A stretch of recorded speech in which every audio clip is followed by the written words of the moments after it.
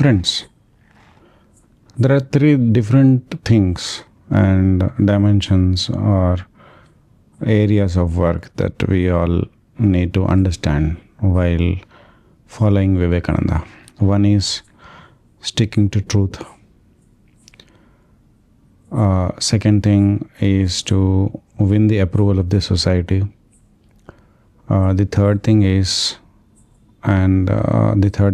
that if you win the approval of the society will put some resources in your hand so that you execute what is required for the humanity's future to be done. Okay, you execute that. Now, the Vivekananda's missionary, the mainstream missionary, mainstream because of number, etc., not because of their thought. Okay, so they specialized or they're focused on the on all the three, definitely. But and I too do that.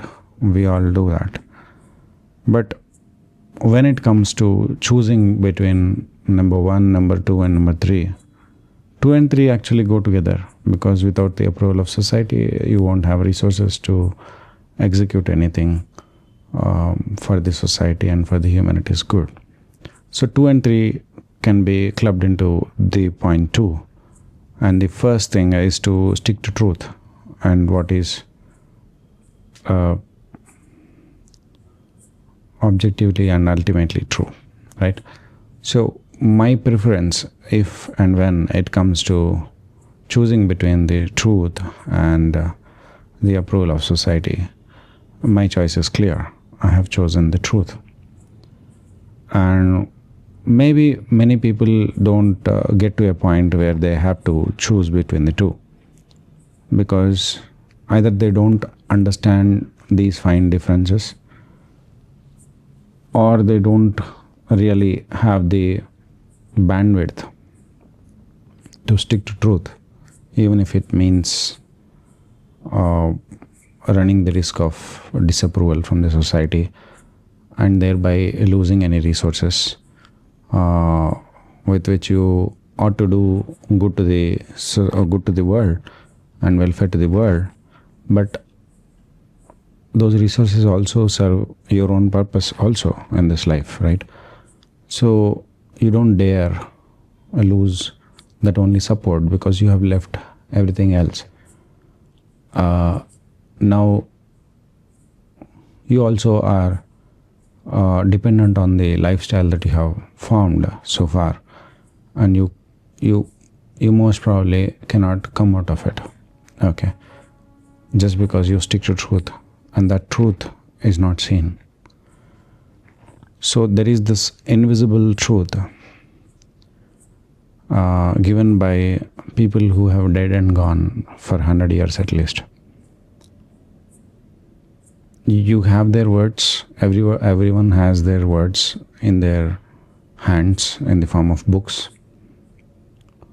You read them, they read it, everyone reads, but they interpret in different ways according to their station in life, according to their evolution in their journey towards perfection, etc. According to circumstances, according to their capacities. This is how they understand. So people accept and admit their defeat mentally, even subconsciously, at different points of this journey and different ages, etc. So we all see the message in a different way, but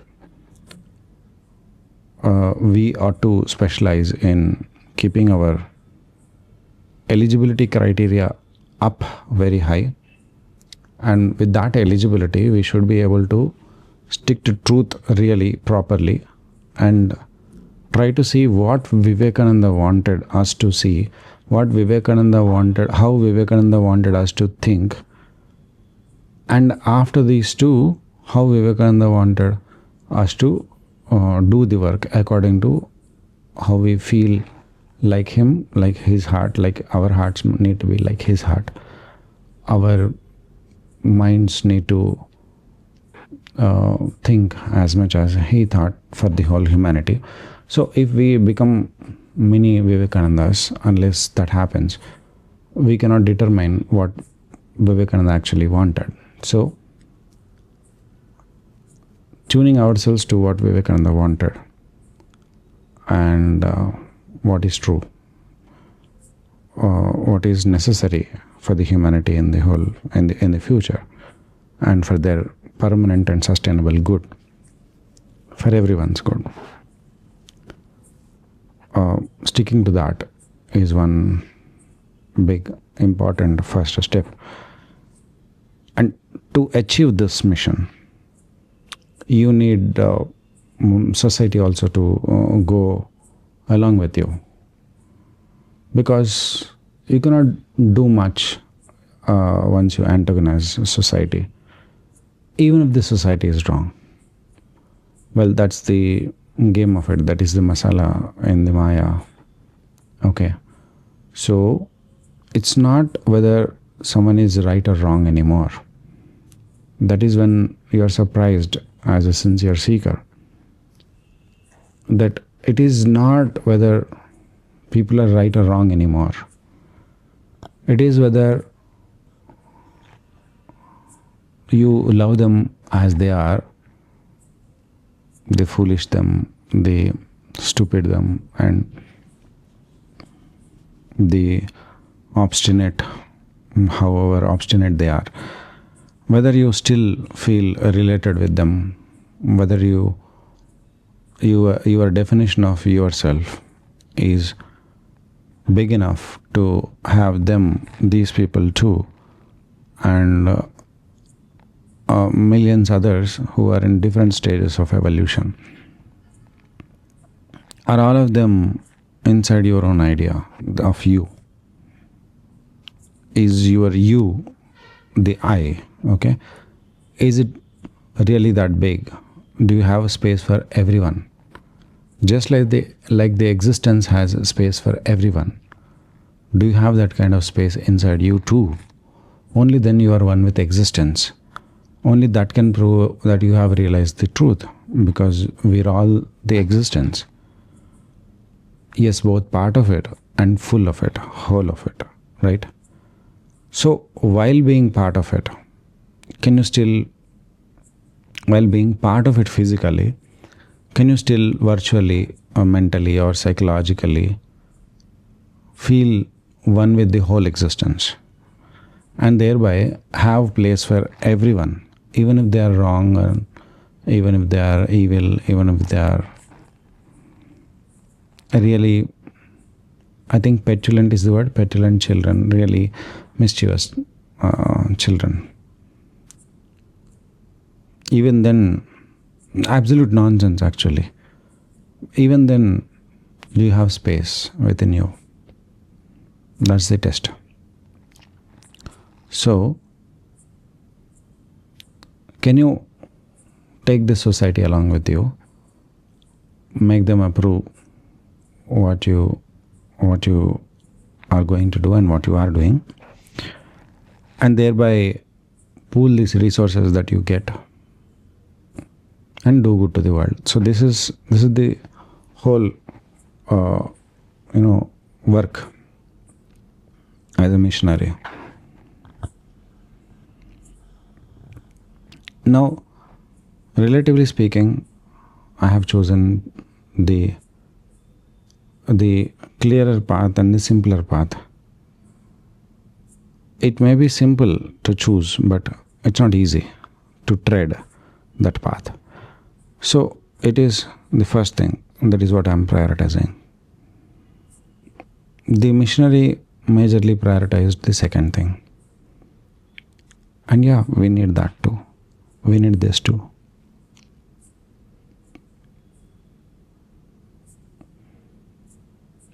So that is the place. People like me also will be there. People like them will also be there. The number is more there for obvious reasons. But people like me too, people like me who are straight and as an arrow, we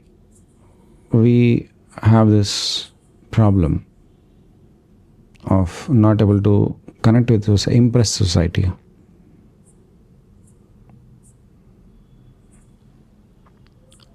So what happens is we need people who already have earned approval of the society, etc., and the resources, etc.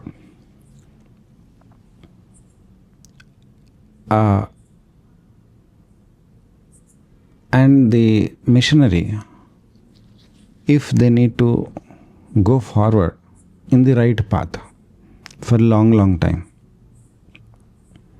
and actually fulfill Vivekananda's mission, need people like me to keep them in check ideologically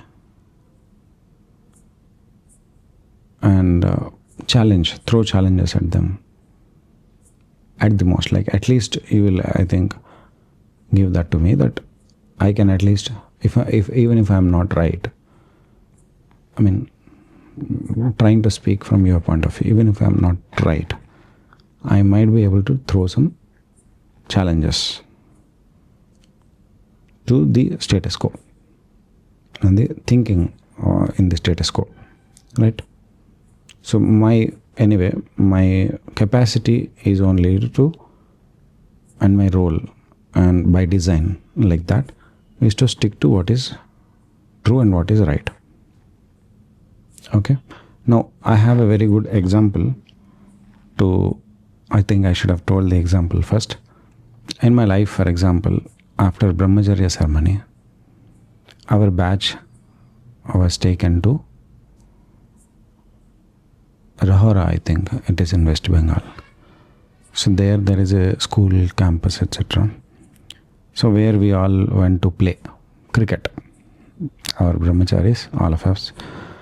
And the rule was, unfortunately, it is like all gully cricket, the cricket played in the streets. If you hit a six, what is supposed to be a six in the actual cricket, that should be considered out. So the six is when there is a big ground, but if you hit six, means it goes beyond the boundary and touches the buildings there. Okay, that is out. It was told to me also. It was conveyed to everyone. But I was given batting first. I was there. Long time ago, I played cricket, and it has been many years that I did not play cricket. First ball, Rakesh Maharaj, I think, he bowled. I remember.